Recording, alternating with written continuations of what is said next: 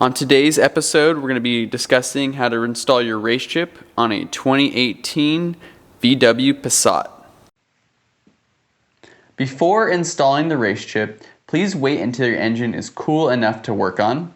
Put your parking brake or emergency brake on. If your vehicle is equipped with an alarm system, please disable it. Pop the hood, roll up the windows, close the doors, and press the lock button on your key fob and move that key fob 30 feet away. You're going to wait about 10 minutes after for all the electricity to clear from underneath the hood.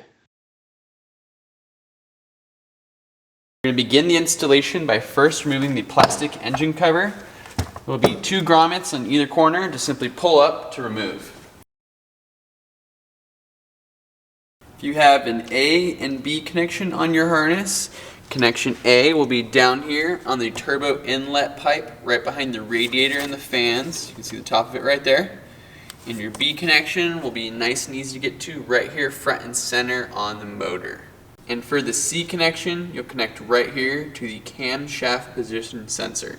Now to highlight how to connect the A sensor, it's going to be the turbo boost pressure sensor. To remove the OEM boost pressure sensor, there will be one small red locking tab. You can use a small flathead screwdriver or your thumb to grab that little locking tab.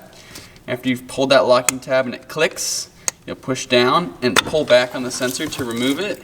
You'll see it looks like a D. We'll then take the RaceChip connection and take the female end of the RaceChip A connection and insert it into the male end of the OEM harness. Insert until it clicks and then lock the red locking tab. Next up, we'll connect the RaceChip male harness to the OEM connector that we just removed. And you're going to want to push on until it snaps. After the A connection has been securely connected, we'll move on to the B connection.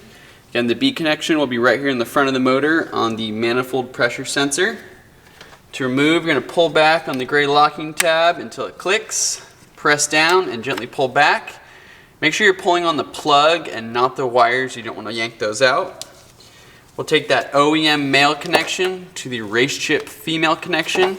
Very important here, the locking tab will go to the smooth side of the RaceChip harness, not the side with the actual mounting unit on it.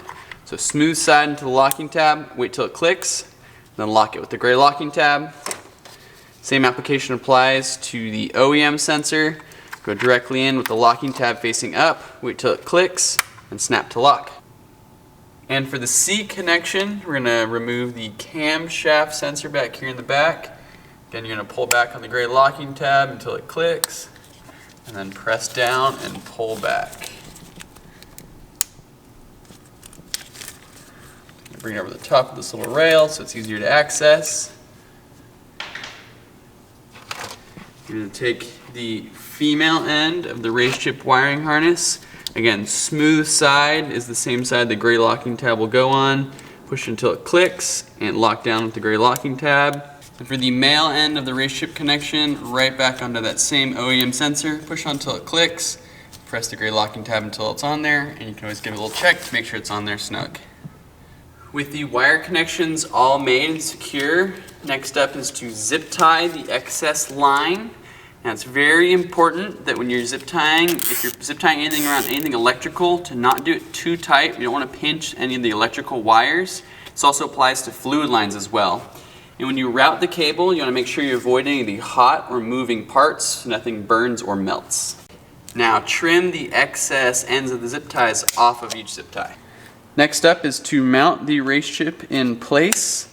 It's very important when you're mounting the RaceChip to avoid any of the hot or moving parts, as well as anywhere that can get moisture to it. So you don't want to mount it down low in the engine. You want to mount it up high, nice out of the way. For this application, we're going right next to the battery since the battery wants to avoid the same hot moving parts as well as the moisture. So to do so, we're first going to remove the deactivation plug. Now you need to hang on to this. If you want to revert the car back to stock or remove the RaceChip for any reason, you'll put this in the place of the RaceChip. So to remove the deactivation plug, simply pull in the FCI plug to the left, remove the deactivation plug, and insert the RaceChip directly back into place. It's very important when you first install the RaceChip that no LEDs show on the GTS and that no green light shows on the S or RS. This means you are getting power to the car and you may have a check engine light. To mount the RaceChip, we're going to use the 2 longer supplied zip ties. We're going to mount onto our mounting tabs here. The really nice thing about these is you can actually go horizontal or vertical or even diagonal if you wanted to. We're going to mount it right here in front of the battery on the 2 negative ground cables.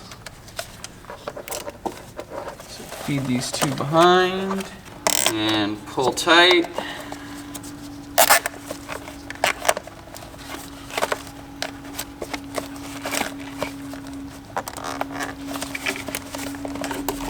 Until you're happy with your RaceChip.